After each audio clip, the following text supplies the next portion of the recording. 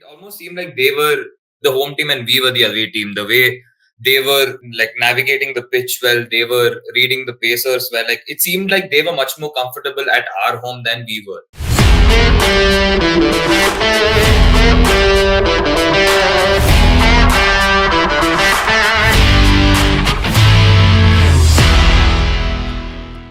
Hi everyone, welcome to SportsKhabri with me, Adi and Rishi. Well, India 3-0 to New Zealand. Like, bro, who would have expected a whitewash at home? I don't think a lot would have. I think probably towards the end of this last test, most people would be saying, you know what, India will get over the line, especially based on what was required on that last day. They didn't need too much. What you're chasing about 170 or something like that. So 147 was needed, no? 147. So like, bro, like seriously, I think that was. It's just so weird, bro. I don't even know where to start with India anymore because it feels very doom and gloom at the moment, and you're second in the ICC Championship rankings in the table, and now you're sort of hoping that you have an incredible series in Australia, and are also that the others around you play out like results that benefit it. But yeah, Rishi, where did it start for you, bro? Like, where did it go wrong? How have you taken three? I don't think we've ever seen something like this, bro. Even away, I think in the last 15 years, I haven't seen something like this. I don't remember us going and getting whitewashed even away from home or at least last 10 years. See, like I think this is pretty much the story of like the entire series. Like they just came in and it almost seemed like they were the home team and we were the away team. The way they were like navigating the pitch well, they were reading the pacers well. Like it seemed like they were much more comfortable at our home than we were. And even in like the third test, you can say to an extent in the first innings, Gill and Yashasvi Jaiswal were trying to do that. But although Gill was lucky that who was it? I think Matt Henry dropped him or Mark Chapman dropped him. One of them, because when they dropped Gill, he was on his 40s or something. So again, like he got a chance, but except for that one innings, I've always felt that throughout the course of the series, like New Zealand were much more comfortable than we were in the pitches we demanded. For third test, we demanded a rank turner, and I saw Will Young playing comfortably. He was leaving everything outside off. He was actually playing the spin like as closest to I've seen someone play Pujara. Like the minute the ball hits the good length, he goes front, he smothers the ball before it could turn. I didn't see any Indian batsman try and do that. Like they were all playing for the spin, they were letting the ball turn, they were letting the ball do the trick and then playing accordingly. They were adjusting. Like I've never seen a batting lineup look so confused, look so clueless. And not just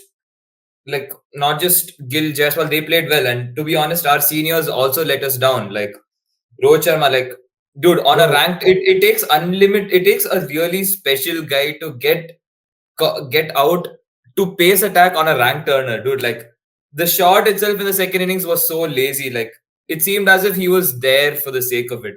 Like bro, like I didn't watch. Okay, I didn't watch most of the test match, but I did see the highlights. Dude, if you're chasing 140 and you're the captain of the team, you want to sort of see it through, bro. No rush.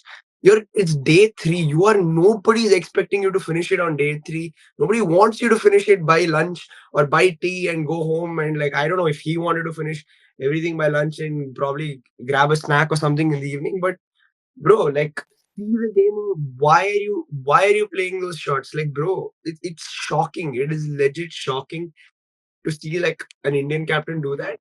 Bro, like to such an extent that today I was watching Pakistan Australia and Cummins came in at a dangerous phase. Okay, they needed they needed some 30 odd runs and Cummins was batting and they had 2 wickets left.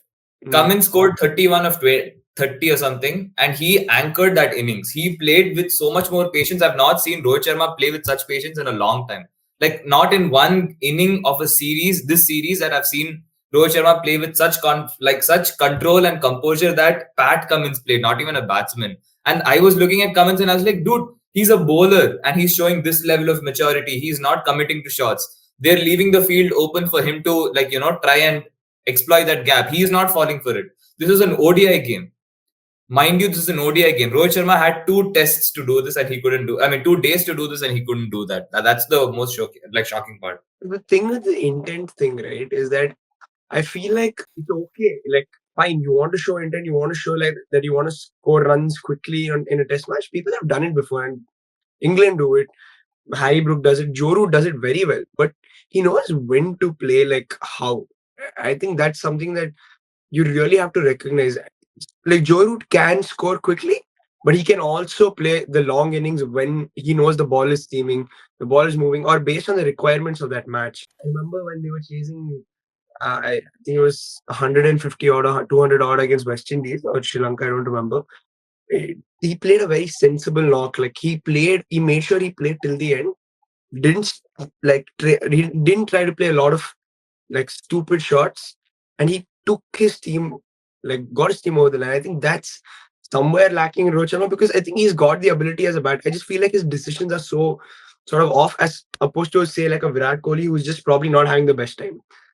That it just I don't think he's making really poor decisions or anything. Like his last innings wicket, I thought it was just regulation. It's just a batter who hasn't gotten out to the turn and negated it. It's spun a little and it's taken the edge, whatever.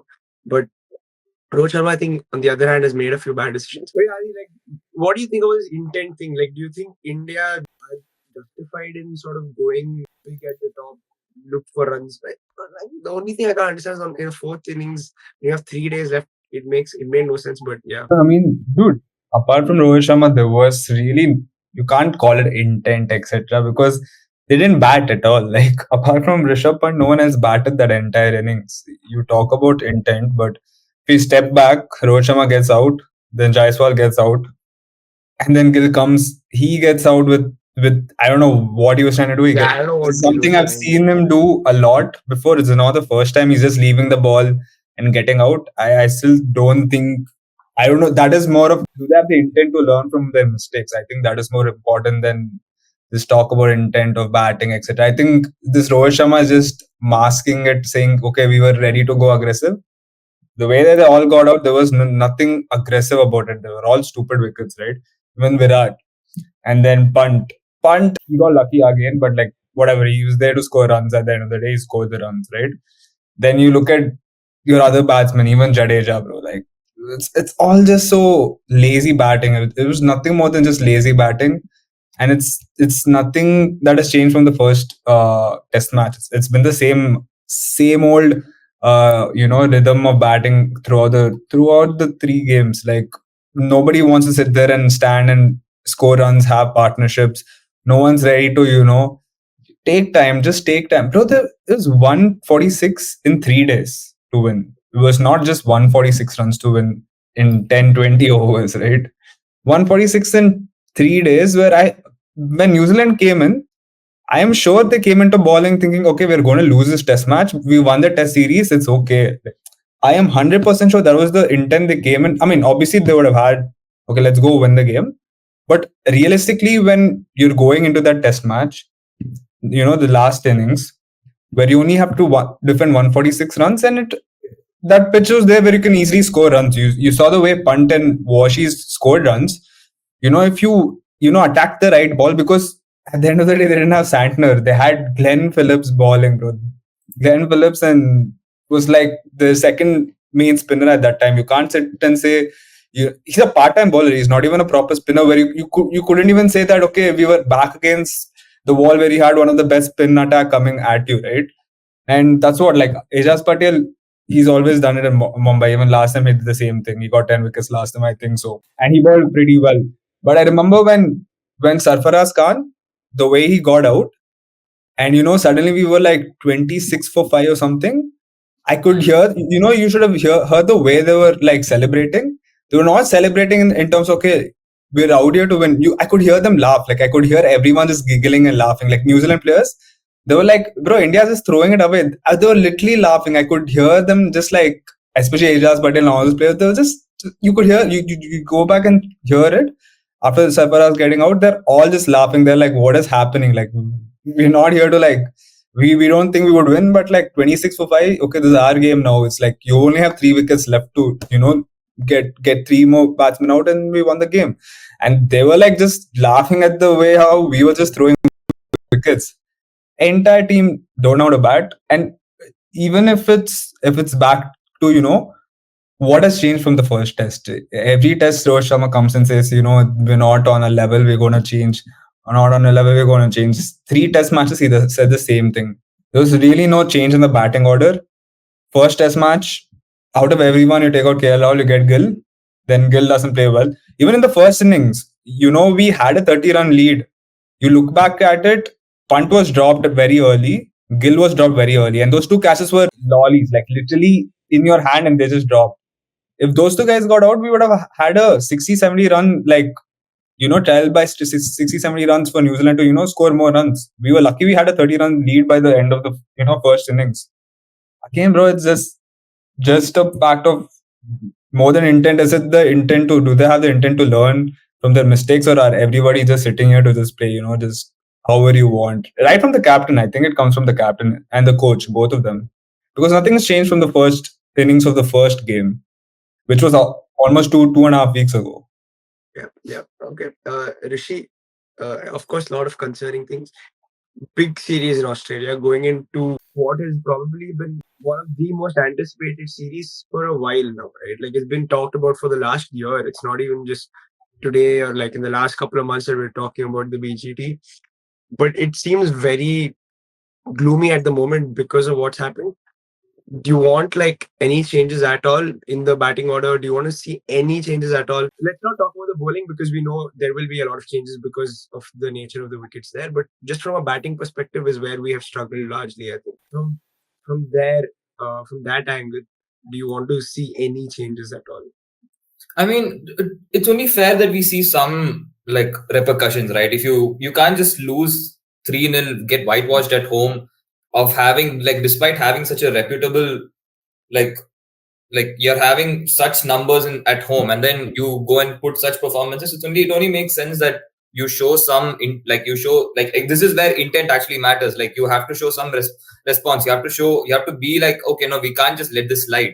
And going into Australia, you can say that the batsmen slightly, like we said the same thing before the start of the series, that okay, this is our pitch, we're going to be a lot more familiar with our pitches, and then we saw what happened. So now there's no point in saying that our batsmen will be a lot more comfortable playing ball, like playing pacers. Like, that was the case when, like, after the second test, people were saying it's okay, batsmen like Sarfaraz Khan are going to find it more comfortable playing against pacers because he was struggling against spin. No, that's not, like, we have no evidence for that, like, at this point. Like, it showed that no, like, we have a technique problem, we have a patience problem. Like, we are playing test as if we want to finish the test in 2 days. It's not like we're like doing it successfully also. And to begin with, we need to start with like picking players based on merit. Like, you have Sai Sudarshan there, who's actually performing well. He scored 100 for India A. Yeah, and he scored a good 100. Yeah, exactly. Not just Exactly. He scored, and albeit he faced an Australia A side, that bowling lineup is still good.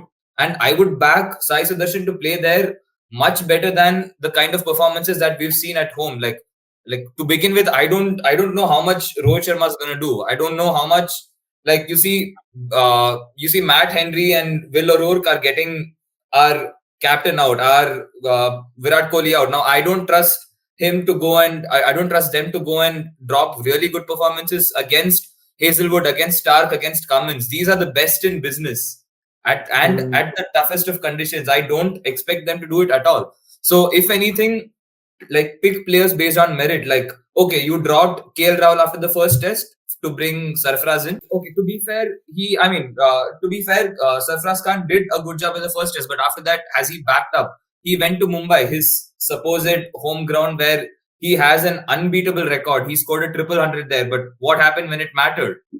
So now, what are you going to say to what are you going to say to not pick KL Rahul again? You might as well give him a chance in Australia. They've sent him to play the India A game. You might as well give him a chance. Like, what do you have to lose?